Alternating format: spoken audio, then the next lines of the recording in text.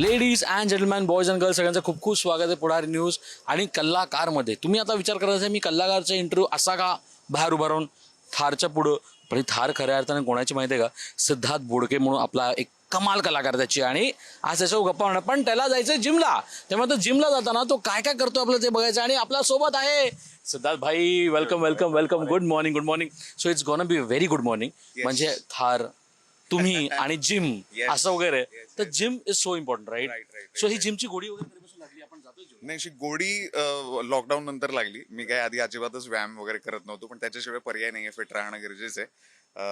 त्याच्यामुळे आता मी थोडासा मध्ये जाड झालो होतो, सो आता कमी करायचंय. त्याच्यामुळे आता जिमला जायचंय. सो आपण जाता जाता गप्पा मारूयात. पण मला अजून एक प्रश्न विचारायचा, बिकॉज आता आपण जिमला जातोय. What are the two important things जे आपण सकाळी केले पाहिजे जिमला जाण्याच्या अगोदर वगैरे? Eat something, drink of water. म्हणजे मी माझं सांगतो. मी सकाळी उठल्यानंतर म्हणजे जिमला जाण्याच्या आधी मी कॉफी घेतो. सो ती it's a good pre workout. So ते ब्लॅक कॉफी विदाउट शुगर ती घेतो. आणि एकदम सकाळी उठल्यानंतर मी ॲपल सायडर व्हिनेगर घेतो. सो ते पण तुमचं मेटाबॉलिझम बूस्ट करायला मदत करतो. या दोन गोष्टी घेतो आणि जिमला पळतो. Very true. आणि आता काय जिमची गोडी ही मलाही आहे. तुम्ही बघू शकता माझ्याकडे खूप कमी गोडी आहे माझ्याकडे, पण ही आता तो कसा वाढवणार त्याच्याकडे आपण बघूया. खूप खूप धन्यवाद. आपण आता गाडीत बसून गप्पा मारायचे का? Let's start our show. काम.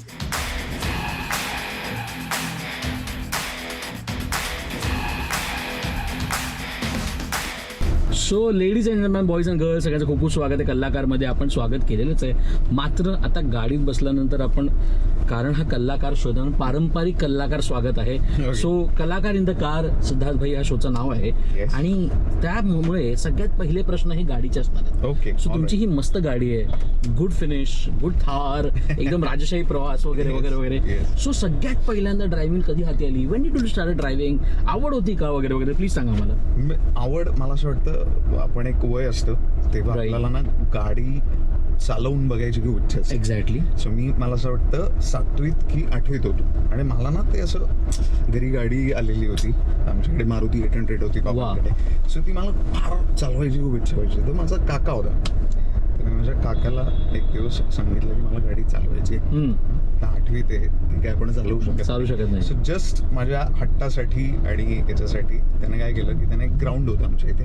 तिथे कोणीच नाही, असं प्लेइंग ग्राउंड होतं, तर नाशिकला. सो तो तिथे मला घेऊन गेला आणि त्याने मला एक बेसिक गाडी कशी चालवतात, ABC, एक्सलेटर, ब्रेक, क्लच बरोबर सांगितलं. आणि त्याने मला एक साधारण 100 मीटर गाडी चालवली. मला ते पहिले 2-3 वेळेला आपल्याला क्लच सोडताना गाडी बंद पडते, ते 2-3 वेळेला ते झालं आणि मी चालवली. आणि तो म्हणे की बस आता हे जस्ट तुझ्या आनंदासाठी होतं. बरोबर. पण ज्या वेळेला ऑफकोर्स लायसन वगैरे घेईल त्यावेळेला तू हे करत जा.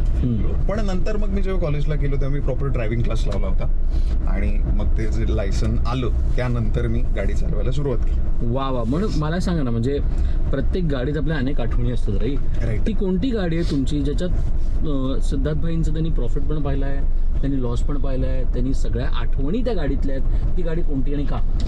मी ना, ही माझी दुसरीच गाडी. राईट. ओके. याच्या आधी माझ्याकडे जी गाडी होती ती सेलेरिओ गाडी होती. Very true. तर मी सिरियल करत होतो नकोशी नावाची. तेव्हा मी ती जस्ट समता ती गाडी घेतली.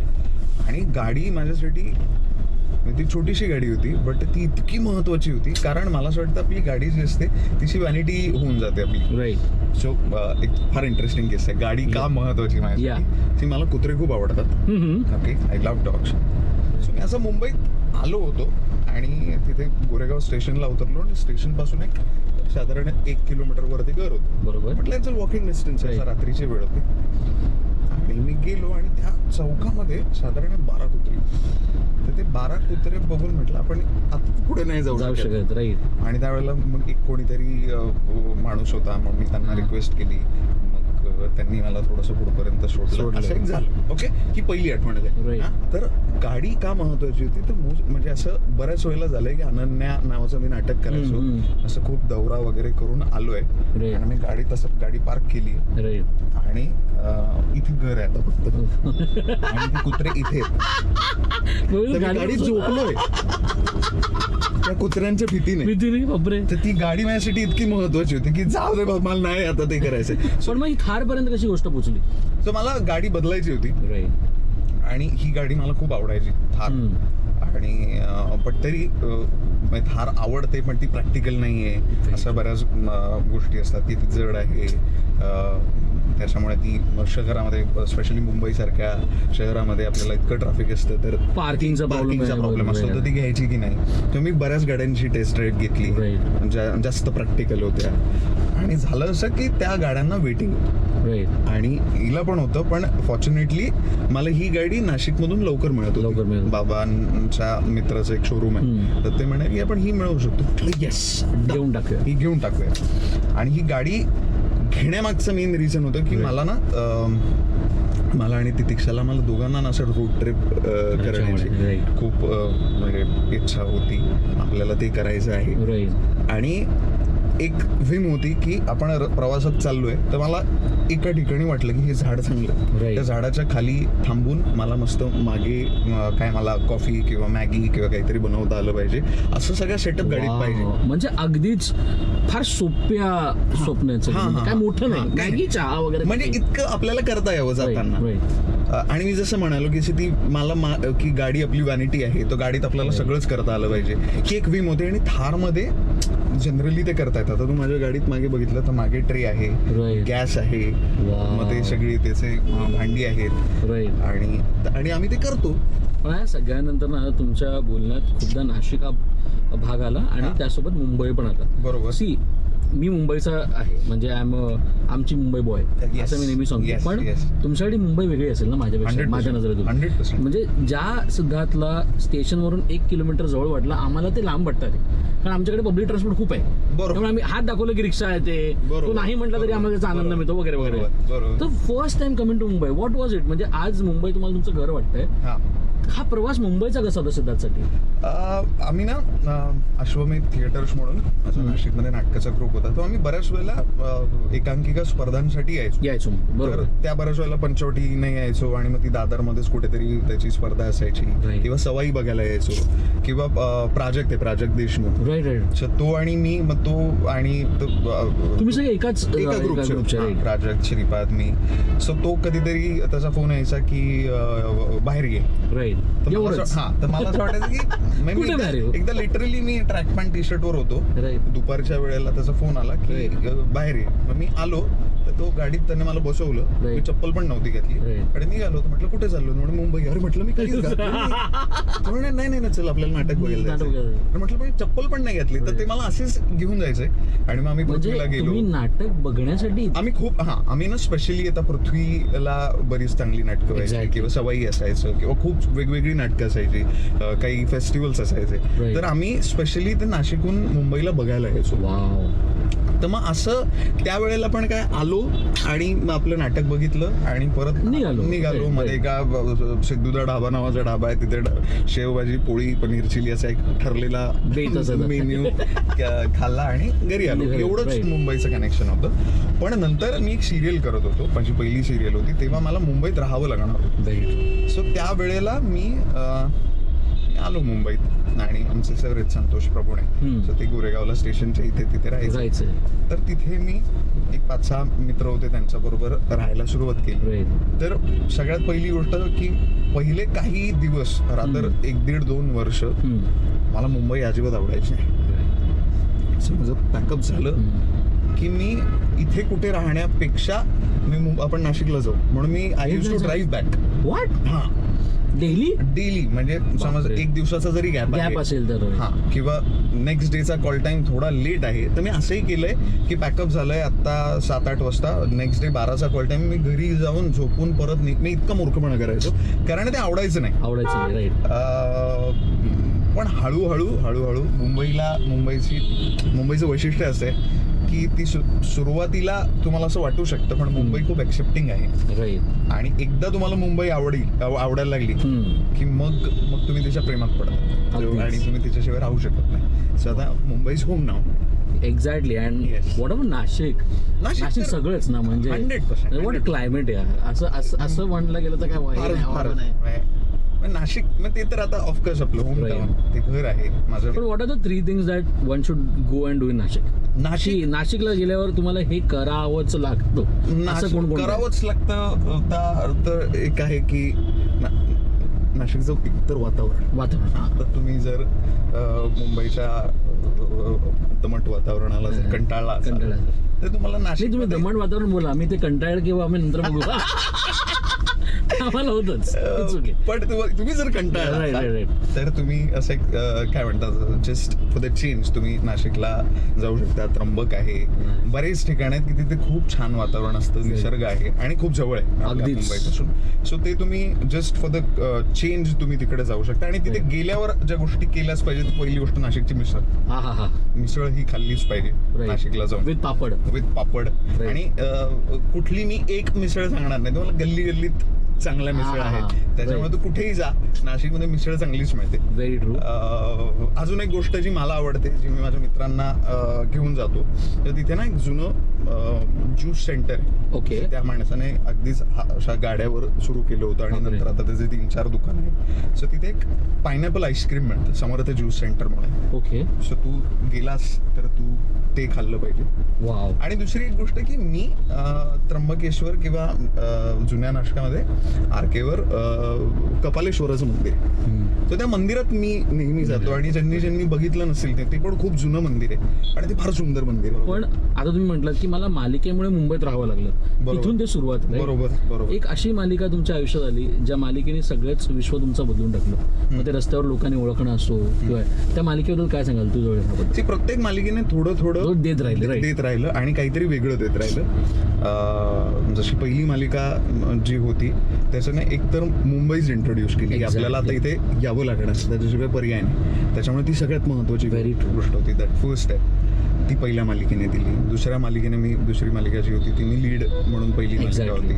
सो तो एक चला आता आपल्याला हळूहळू काम मिळतं. आणि तिसरी मालिका जी होती ती तू अशी जवळी राहा, तिथे माझी तितिक्षाशी पण तो कॅरेक्टर पण प्रचंड वेगळा होता रे. ते खूप वेगळं होतं कॅरेक्टर. आणि त्यावेळेला मी एक नाटक करायचो आनंद, माझं पहिलं व्यावसायिक नाटक. सो त्याच्यातलं अजून वेगळं होतं कॅरेक्टर. तर मला लोक ओळखायचे, भेटायचे आणि नाटकाला आल्यानंतर डायरेक्ट इंटरॅक्शन असायचं ना तिथे. तर सिरियल त्याच्यामुळे की तुम्ही इकडे खूप वेगळे आहात आणि ह्या नाटकात तुमचं कॅरेक्टर खूपच लवेबल आहे, तर तिकडे ती लगेच आपल्याला पोच पावती मिळायची. नाटकाची ती गंमत असते, आपल्याला डायरेक्ट आपल्याला लोकांशी इंटरॅक्ट करता येतं. किती भारी गोष्ट होती, कारण त्याचा अनन्याचा मान हा प्रत्येक ठिकाणी झाला. म्हणजे असं एक पुरस्कार सोहळा जिकडे अनन्या झालं, सगळीकडे झालं. राईट. काय सांगाल त्याबद्दल? म्हणजे मी जसं तू म्हणाला मी ती एकांकिका अनफॉर्च्युनेटली पाहिली नव्हती, पण तरी अनन्या एकांकिकेबद्दल आम्हाला नाशिकमध्ये पण माहिती होतं. आम्ही स्पर्धांना जायचो, ती नेमकी मिस झाली असेल चुकून, पण अनन्या ही एकांकिका फेमस होती ते माहिती होतं. आणि मी जेव्हा माझ्या मित्रांना सांगितलं की अरे मला असं नाटक मी ऑडिशन दिलं होतं आणि मला नाटकात मी शॉर्टलिस्ट झालोय, तर त्यांनी मला विचारलं कुठलं कॅरेक्टर त्यातलं.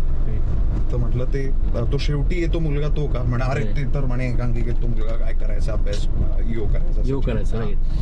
आणि मग आमची तालीम सुरू झाली आणि ते माझं पहिलं व्यावसायिक नाटक होतं आणि मला तो रोल मिळाला होता. तर सगळे येऊन मला म्हणायचं अरे यार तू तो रोल करतोय, तो रोल, कारण त्यांनी ते सगळं बघितलेलं होतं. सो फॉर्च्युनेटली अनफॉर्च्युनेटली मला माहित नाही, पण मी ते बघितलेलं नव्हतं. आणि मला प्रताप सर जे ते म्हणे तू बघू पण नको, ते तू तुला जसं पाहिजे तसं कर. सो तो एक फ्रेश टेक मला माझा देता आला. आणि प्रताप सर होते, त्यांच्या डोक्यामध्ये ते कॅरेक्टर ते खूप त्यांच्या आतून आलेलं कॅरेक्टर आहे, त्याच्यामुळे त्याचा एक तो मीटर, त्याचा रिदम हे खूप ठरलेलं होतं. आणि मी त्यांच्यावर विश्वास ठेवला आणि ते केलं. आणि मग अनन्याने आम्हाला सगळ्यांनाच खूप भरभरून दिलं, एक तो ओळख दिली, कॉन्फिडन्स दिला, बक्षिसं दिली, इतके प्रयोग झाले, खूप प्रेक्षकांचं प्रेम मिळायचं. आणि खूप ठिकाणी तुम्ही गेलात अनन्या, खूप ठिकाणी, म्हणजे भारताबाहेर पण त्याचे प्रयोग झाले. आणि आता आपण तुमच्या हिंदी कामाकडे होते, म्हणजे दृश्यम, जेव्हा लोकांनी अरे ही कोण आहे असं वगैरे लोकांनी सुरू केलं. हाऊ वाज इट यार to be a part of Drishyam, to be a part of that universe all together? आणि त्याचे आता भाग होतातच आणि होतच राहणार, कारण ती गोष्टच अजब होती. म्हणजे right from Nishikant Kamat sir, काय माणूस आहे, म्हणजे hats off to that person. जेव्हा पण त्यांचं नाव येईल तेव्हा the greatness is going to be adding up. आणि त्यासोबत नंतर पण अनेक गोष्टी नाही. काय सांगाल त्याबद्दल? सो मी ना ह्या बाबतीत पण माझं असं झालं की मी दृश्यम बघितला नव्हता. Right. म्हणजे ती इतकी कल्ट फिल्म आहे, फेमस फिल्म आहे, पण मी ती somehow ती राहून जायची. आणि लॉकडाऊन होता आणि मला आम्ही असे फोनवर डिसाईड करायचो. राईट, लॉकडाऊन संपला होता असं संपत आलेला होता आणि मी मुंबईत होतो. आम्ही 2-3 मित्र एकत्र होतो. ती दीक्षा पण होती, खुशबू होती. राईट. आणि त्यांनी सांगितलं कुठली फिल्म बघायची, तर ते त्या म्हणजे 2-4 वेळेला 5-6 वेळेला पाहिलेला. ते तसे की बोर झालं का दृश्यम बघ. दृश्यम हा चांगला बरं झालं की दृश्यम तर त्यांनी मला सांगितलं की अरे दृश्यम बघूयात. म्हटलं मी नाही बघितलं. तर त्यांनी एकदा असं दिलं, तू दृश्यम नाही पाहिलं, काय मूर्ख आहे. म्हटलं अरे नाही पाहिलंय. तर तू म्हणे नाही आता आपण हीच फिल्म पाहिली. आणि मी ऑफकोर्स बघितली, ती ऑफकोर्स आवडली. आणि काय म्हणजे लकीली एका आठवड्याने मला फोन आला त्या फिल्मच्या सेकंड पार्टच्या ऑडिशनसाठी. अरे यार आपण आत्ताच बघितली आणि मी ते ऑडिशन दिलं. तर इनिशियली मी दुसऱ्या कॅरेक्टरसाठी ऑडिशन दिलं होतं, त्यातला जो बेवडा असतो आणि जो पोलीस असतो. तर मी त्याच्यासाठी शॉर्टलिस्ट झालो. त्यांना ते आवडलं. ते म्हणाले की अजून एका कॅरेक्टरसाठी तू ऑडिशन दे, ते अजून महत्वाचं कॅरेक्टर आहे. आणि मला ते आवडलेलं होतं रे बेवड्याचं कॅरेक्टर. पूर्ण स्क्रिप्ट मिळत नाही. तर म्हटलं पण मला म्हटलं ते आवडलंय. तो म्हणे नाही ट्रस्ट मी की ये जो है ये ज्यादा अच्छा कॅरेक्टर आहे, आप ये कीजिए. तर म्हणजे तब्बू माझी खूप आवडती ॲक्ट्रेस आहे, प्रत्येकाचीच असते. सो त्यांच्याबरोबर मी एक सीन करत होतो आणि तो जो सीन आहे की मी सांगतो की डेड बॉडी इथे पोलीस स्टेशनच्या खाली आहे. तर तो सीन झाला आणि असे 6 कॅमेरे लागलेले होते प्रत्येकाचे, त्यांचा क्लोज पण चालू होता. तर मी असं बघितलं आणि सगळेच सेटल करत होते. तर मला असं तरी आतल्यात असं वाटलं की मी एवढी मोठी गोष्ट सांगितली, सो मी असं रिॲक्ट का नाही केलं. मी आय वॉजंट एक्सपेक्टिंग की अरे बापरे असं काही नाही, पण मला असं वाटलं की हे मला काही कळलंच नाही असं का. म्हणून मी जाऊन त्यांचा क्लोज बघितला आणि त्यांनी अशी डोळ्याची अशी एक स्लाईट मुवमेंट केली आणि त्याचा इतका मोठा इम्पॅक्ट होता. म्हटलं शेट, म्हटलं हे किती शिकण्यासारखं आहे, की किती द्यावं किंवा म्हणजे तो एक्सपिरियन्सनेच येत असेल. सो मी मग त्याच्यानंतर थांबून मी सगळ्यांचे त्यांचे क्लोज बघायचो आणि त्या प्रोसेसमध्ये बऱ्याच गोष्टी शिकायला मिळाल्या. पण ना आता आपण रिसेंट गोष्टीविषयी बोलू. त्याचा एक टीजर आता आलाय. तुमची टीम कमाल आहे, म्हणजे रेणुका शहाणे, महेशजी मांजरेकर, तुम्ही, तेजस द डिरेक्टर. असं काय टेल अस अबाउट दॅट. मला ना फोन आला की एक फिल्म आहे देव माणूस आणि त्याचं एक ऑडिशन आहे आणि ते खूप अर्जंटली पाठवायचं. राईट. पण तो एक असा अगली दारुडा घाण माणूस आहे. ओके. सो तुम्ही माझ्या पद्धतीने गेला. त्यांना ते ऑडिशन खूप आवडलं. मग तेजसने भेटायला बोललो की हे तू जे केलं आहे ऑडिशन मध्ये ते मला हेच अपेक्षित आहे. तर ह्या पद्धतीने तुला जसं करायचं. Of course he was there. त्याने सांगितलं की मला जर काही वाटलं तर मी तुला सांगेल की हे नको हे पण तू कर, असा त्याने मला खूप फ्री हँड दिला होता. आणि ऑफकोर्स महेश सर होते, त्यांच्याबरोबर माझे मोस्ट ऑफ द सीन आहे. सुबोध दादा आहे, रेणुकाताई आहे. तो या सगळ्यांबरोबर काम करायचं होतं आणि ते कॅरेक्टर फार मी असं कॅरेक्टर नाही केलं. आता मला त्याच्याबद्दल जस्ट टीजरच आलाय, मला फार आत्ता नाही बोलता येणार. पण यार ते कॅरेक्टर करताना मला खूप मजा आली. आता ना ह्या इंटरव्ह्यू करत असताना जर मी तुमच्या लव्ह स्टोरी बद्दल विचारलं नाही सो अपमान होईल रे प्रेक्षकांचा वगैरे. त्यामुळे टेल अस अबाउट दॅट. आता मला खऱ्या अर्थानं आपल्या आयुष्यात एक मैत्रीण असावी, एक अशी मैत्री जी कधीही आपल्याला सोबत आहे आणि तीच मैत्री आयुष्यभर आहे. म्हणजे how was it all together, coming together, love affection. आणि यू रिक्वायर समवन राईट, म्हणजे इमोशनली असो किंवा या क्षेत्रात काहीतरी शिकवणं असं एकमेकाला. काय सांगाल त्याबद्दल? तितिक्षाची आणि माझी पहिली भेट आहे ना, आम्ही तिची पहिली मालिका होती आणि माझी पण माझी कन्यादान नावाची 7 सेन्स मीडियाची जी होती. सो त्याच्यामध्ये आम्ही जे लीड्स होते त्यांच्या मित्रांचं काम करायचो आणि तिथे आमची पहिली ओळख झाली. आणि जस्ट हाय हॅलो आम्ही एकदाच फक्त कधीतरी बोललो होतो. आणि मी तुला म्हणालो की मुंबईमध्ये सो मी काय करायचं की मला ते करमायचं नाही म्हणून बऱ्याच वेळेला मी इकडे कोबरवाय मॉल आहे, तो मॉल संपेपर्यंत मी तिकडेच थांबायचो की मला ते असं जाऊन आता झोपायचं काय करू. तर मी ओबेरॉय मॉल मध्ये बऱ्याच वेळेला आणि ती चालली होती. सो एकदा ती, खुशबू आणि मी आम्ही एकदा डिनर केला होता. सो तिथे आमच्या पहिल्यांदा खूप गप्पा झाल्या होत्या आणि ओळख झाली आणि संपलं. मग तिने एक लीड म्हणून वेगळी सिरियल केली, नंतर मी केली. सो आमची ही फोनवर मैत्री होती, हाय हॅलो वेल विशर्स होतो एकमेकांचे. पण अशी खूप मैत्री नव्हती की आम्ही भेटतोच आहे वगैरे असं नाही. फोनवर कधीतरी वाढदिवसाला फोन केला किंवा एखादं चांगलं काम केलं एवढीच मैत्री होती. त्यानंतर त्याच प्रोडक्शन हाऊसची 7 सेन्स मीडियाची एक सिरियल तू अशी जवळ राहा, Right. ज्याच्यामध्ये तितिक्षा आणि मी ॲज अ लीड आम्ही कास्ट झालो होतो. आणि मग त्या सिरियलमध्ये आमची खूप मैत्री झाली. Right. त्यात आमचे जवळपास ती लव्ह स्टोरी असल्यामुळे Right. आमच्या दोघांचे खूप सीन्स असायचे. राईट. पण त्या प्रोसेसमध्ये आमची मैत्री खूप स्ट्रॉंग झाली आणि एकमेकांबरोबर काम करायला मजा यायची. Right. की ऍक्टर म्हणून एकमेकांना म्हणजे ती गोष्ट सगळ्यात पहिली अट्रॅक्ट झाली की याच्याबरोबर किंवा हिच्याबरोबर काम करायला मजा येते. मजा येते. आणि मग अशी छान हेल्दी आणि तिकडची टीमच आमची भन्नाट होती. तर अशी ती पण एक छान फॅमिली मस्त मस्त फॅमिली झाली होती.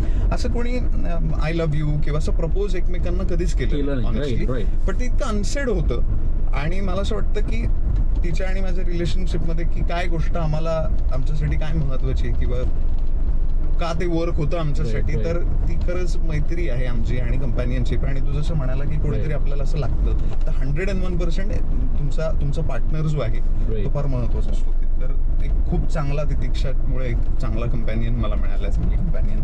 So what is that one motto in your life, जर मी तुम्हाला विचारलं to walk in this industry, चालत राहायचं या क्षेत्रात, ती गोष्ट काय? मग ते पेशन्स असेल, मग ते कीप वॉकिंग असेल, बाकी कामाचा न विचार करता जे आलं ते काम प्रॉपरली त्याच तन्मयतेने करणं असेल. तुमचा मोटो आहे तरी काय? सिद्धार्थ बोडकेंचा मोटो आहे तरी काय? एक खूप महत्वाची गोष्ट आता तू प्रश्न विचारल्यावर मी पण स्वतःला तो Exactly. प्रश्न विचारतो Right. की काय असं काय आहे की आपल्याला हेच करावं असं वाटतं किंवा Right. हेच करायचं. तर खूप लहानपणापासूनच ना मला ते ऍक्टिंग म्हण, नाटक म्हण, म्हणजे तीच गोष्ट खूप मनापासून आवडते. ती गोष्ट करताना आपण जर कितीही कष्ट पडले तरी ते कष्ट वाटत नाही. म्हणजे ते वर्किंग आवर्स असतील, त्याच्यासाठी तालीम करणं असेल, त्याच्यासाठी काय कष्ट घेणं असेल, त्याच्यासाठी काही वाचणं असेल, बघणं असेल, तर ह्या गोष्टीने काय तर खूप आनंद मिळतो. आणि तो खूप एफर्टलेसली मिळतो. आपण कितीही त्याच्यात एफर्ट्स टाकावे लागले असतील ते कष्ट वाटत नाही. अशी कुठली गोष्ट आहे माझ्या आयुष्यात, तर मला नाही वाटत की याच्या पलीकडे कुठली गोष्ट आहे. मला माहिती आहे की actors life is very difficult. तुम्हाला खूप रिजेक्शन्स फेस करायला लागतात, तुम्हाला खूप पेशंट राहावं लागतं. पण ह्या सगळ्या गोष्टी असून सुद्धा जर त्याच गोष्टीतून आनंद आहे की त्या कुठल्या एका प्रोजेक्टचा भाग असणं किंवा ते एखादी फिल्म बघणं, एखादं नाटक बघणं, त्याच्याच अवतीभोवती असण्याने आनंद मिळतो आणि तो खूप मनापासून मिळतो. जर तुम्हाला संधी मिळाली की या सीटवर तुम्हाला कोणातरी बसवायचंय आणि निखळ गप्पा मारत मारत तुम्हाला ड्रायव्हर द्यायचं, ती व्यक्ती कोण असेल आणि का? त्यांच्यासोबत तुम्ही काम केलं असो नसो, तुमचे ते इन्स्पिरेशन असो नसो, पण तुम्हाला त्यांना एकदा गाडीत तुमच्या बसवायचं आणि निखळ गप्पा मारायच्यात, ती व्यक्ती कोण असेल आणि का? मी ना आता एक गोष्ट केली, क्विकली तुला सांगतो की तितिक्षा आणि मी तर या गाडीत खूप फिरतोय, आम्हाला खूप मजा येते.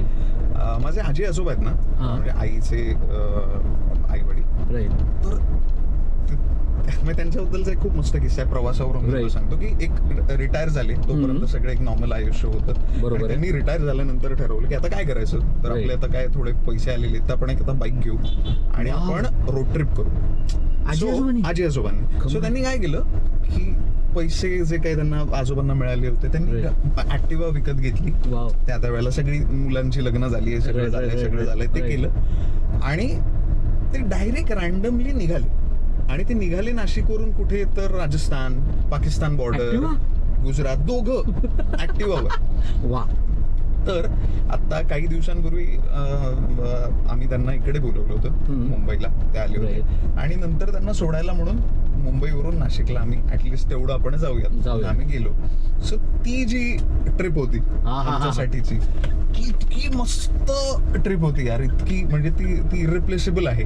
त्याच्यामुळे मला जर असं वाटेल तर मला तशा ट्रिप्स त्यांच्या बरोबर सारख्या करायच्या आहेत, तितिक्षा, मी आणि ते दोघं. कारण त्या प्रवासात ज्या गप्पा झाल्या आणि त्यांनी जे काही शेअर केलं आमच्या बरोबर ते प्राइसलेस आहे. सुपर्ब. आणि खऱ्या अर्थानं तुम्ही असे अनेक ट्रिप्स करा आणि असाच आनंद तुम्हाला मिळत जाओ, तुम्हाला दोघांना मिळो. God bless you for that. Thank you so much for giving this interview. I hope you had a great time. It was fun bye. Thank you so much and God bless. आणि तुम्ही तुमचं काम खूप कमालीने करता आणि तसंच कमाल काम करत जा. थँक्यू.